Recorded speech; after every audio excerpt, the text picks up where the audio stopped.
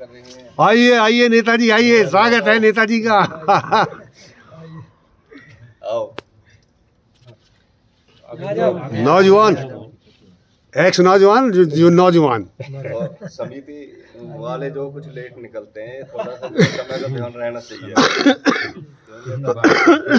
जब तक हम जो हो ना इस समय को निर्धारित करके और उस पर कब पालन नहीं करेंगे, तब तक हम सफल नहीं हो सकते। क्योंकि हमें जब हम 10 बजे का समय दे रहे हैं तो 10 बजे हमें पहुंचना चाहिए, और सारे ही समिति के जितने भी अध्यक्ष सदस्य हैं सबको आना चाहिए, तभी हमें कुछ लाभ मिलेगा। बहुत अच्छे। क्योंकि हम दूसरे को समझाने के लिए वेद का प्रचार कर रहे हैं और यज्ञ का प्रचार कर रहे हैं। जो हमारी प्राचीन जो परंपरा है उस परंपरा को लेकर के हम आगे बढ़ रहे हैं, और उसको बढ़ाने का ही हमारा कर्तव्य है। चाहे छोटा सा हो, थोड़े ही लोग जा जुड़े जी क्योंकि अनी तो जो ऐसे तो जो भतेरे हैं, जैसे बागेश्वर है अभी धाम में जी कितने ही आदमी इकट्ठे, लाखों की भीड़ हो जाएगी। लोग बहकाने के लिए तो कितनी भीड़ कर सकते हो तुम, लेकिन जो सच्चाई है उसको ग्रहण करना और उसको आगे बढ़ाना बड़ा ही तप समझो। एक तरह से जो आचार्य जी बता रहे थे तप क्या, यही तो तप है, ताकि उसको हम लेकर के चलें। क्योंकि लोग क्या क्या कहते हैं, हमारी इस विद्या के डूबने से, वेदों के लोप होने से, और हमारी जो प्राचीन जो परंपरा थी उसके लुप्त होने से, और हमारी संस्कृति के खत्म होने से हमें जो अविद्या इतनी छा गई है हमारे ऊपर, सबके ऊपर, कि उसमें हम जो सब कुछ भूल गए। तो अपना जो रूप है, अपनी जो दिनचर्या है, उसको भी हम भूल चुके हैं। हम अपने परिवार में ही उस परंपरा को नहीं दे रहे। हमारे बच्चे कुछ कर रहे हैं, हम कुछ कर रहे हैं, उसको भी नहीं कर रहे हम। तो दूसरे वाले सोचते हैं कि भाई जब इनके बच्चे ऐसे कर रहे हैं तो ये तो कुछ भी नहीं कर रहे फिर। तो उनका जो है इस तरह से प्रभाव आगे के लिए नहीं बढ़ पा रहा, क्योंकि ये सच्चाई पर चलना बहुत कठिन मार्ग है, और इस मार्ग को अपनाने के लिए हमें सारे छल कपट, झूठ, बेईमानी सब छोड़नी पड़ती है। अगर हम उसमें लिप्त होते हैं तो समझो हम परमात्मा हमें ही तुरंत ही हमें प्रेरणा देता है कि ये गलत कर रहे हो तुम, तो उसको हम कर नहीं पाते। लेकिन दूसरे लोगों को ये पता नहीं है कि भाई परमेश्वर हमें देख रहा है, हमारी बातों को सुन रहा है कि या नहीं सुन रहा।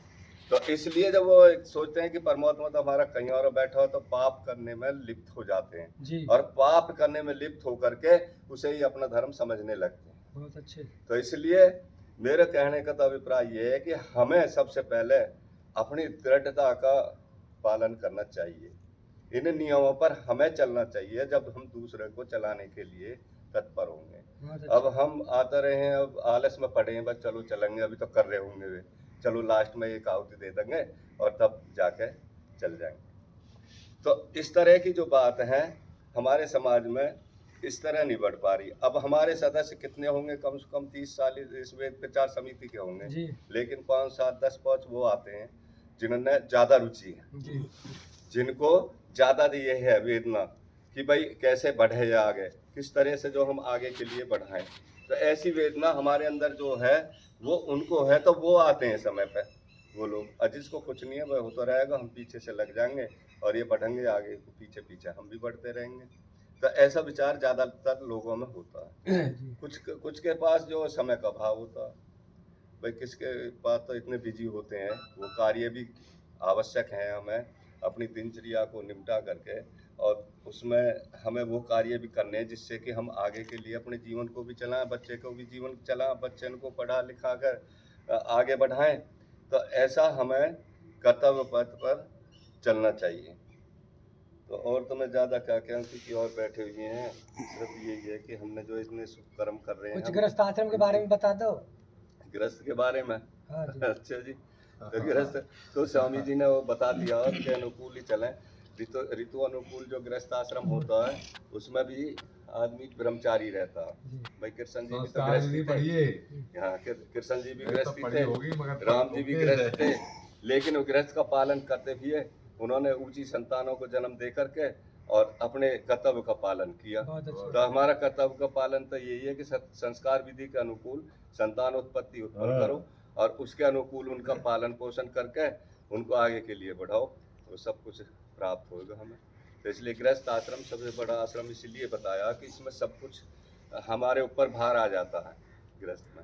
ब्रह्मचर्य में तो हमारे पास विद्या पढ़ने का अधिकार रहता है, लेकिन गृहस्थ में आते ही हमें अतिथि सेवा भी सारे जो 5 यज्ञ बताए हैं उन 5 यज्ञों को करना अनिवार्य हो जाता है। तो 5 यज्ञों को करना हमारे लिए जो गृहस्थी है उनके लिए होता है। और सबसे बड़ी सेवा तो यही है कि कोई अतिथि आए उसकी सेवा करना। और बलि वैश्व देव यज्ञ जो अभी आप कर रहे थे उसमें उन देवों को पहुंचाना।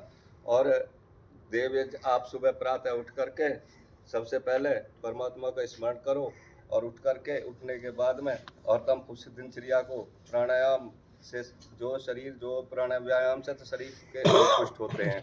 और प्राणायाम से जो है अंदर का जो शरीर है, अंदर की जो जितनी भी हमारी नस नाड़ियां हैं, आइए आइए आइए आइए, जयवीर आर्य का स्वागत है। हो जाती है।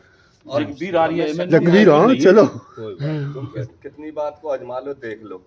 अगर तुम प्राणायाम नहीं करते तो क्या जय हो। होगा? प्राणायाम ना करने से तुम्हारी बुद्धि काम नहीं करेगी, तुम्हारा शरीर तो हो जाएगा बलिष्ठ, ताकत तो रहेगी, लेकिन उसमें आलस भरा रहेगा। लेकिन प्राणायाम बहुत अवश्य जरूरी है आंतरिक शक्ति लाने के लिए। हमारी सब नस नाड़ियों में जो विकास होता है वो प्राणायाम के द्वारा होता है, इसलिए गृहस्थी को भी प्राणायाम करना चाहिए। तो अब कितने ही तो जो ऐसे ही है लोग भाई उठते हैं बस व्यायाम कर लिया किसी ने, कितने ही लगे रहते हैं उसमें वजन उठाने में लगते हैं या उसमें, और अनाप शनाप चीज खाते हैं। अब कितने देखे होंगे आपने, कोई नाचता भी हो, कोई वजन उठाता भी हो, कोई कैसे कितने मर रहे हैं, हार्ट अटैक होता है उन लोगों को और वे मर जाते हैं क्योंकि वायुमंडल दूषित हो चुका और खान पान इतना दूषित हो चुका हमारा कि जो खाने बनते हैं ब्याह में शादी में, ले लो ये रिफाइंड जैसी चीज जो चल रही है, इनके खाने के से ही हमें हार्ट जैसी बीमारियां उत्पन्न हो जाती हैं। तो इनको मिटाने के लिए सादा भोजन, कम भोजन और प्राणायाम और व्यायाम, शरीर को पुष्ट करने के लिए तो आसन, और भीतर से अंदर से शुद्धि लाने के लिए और बुद्धि बढ़ाने के लिए प्राणायाम, और बाह्य शुद्धि और सारे सबकी शुद्धि के लिए यज्ञ। ये 3 चीज हम आर्यों के लिए आवश्यक हैं जो हमें नित्य प्रति करनी चाहिए। ठीक है जी। और अब मैं क्योंकि समय बहुत हो चुका है इसलिए मैं अपनी वाणी को यहीं विराम देना चाह रहा हूँ। धन्यवाद।